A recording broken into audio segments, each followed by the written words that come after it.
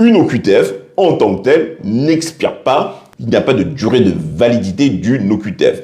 Alain Moncam, avocat au barreau de Paris, ou bien l'autorité qui a pris cette OQTF décide d'abroger l'OQTF, c'est possible, hein, les abrogations d'OQTF, ou bien un tribunal annule l'OQTF. L'autre cas de figure qui rejoint également ce cas de figure, c'est quand évidemment, après une OQTF, vous êtes régularisé, donc par définition, si vous êtes régularisé, ça entraîne l'abrogation de l'OQTF dont vous étiez l'objet. Cependant, c'est une nuance un peu subtile, mais qu'il faut connaître, un délai d'exécution forcée de l'OQTF.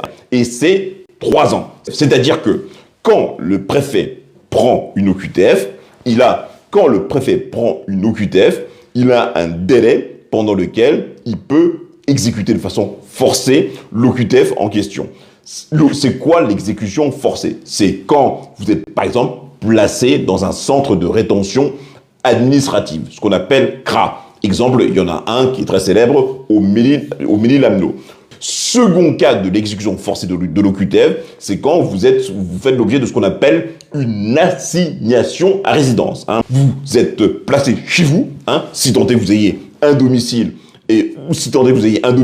ou quelqu'un qui peut vous héberger, ainsi qu'un passeport. Sous ces deux conditions-là, il vous est enjoint de rester chez vous, de ne pas en sortir.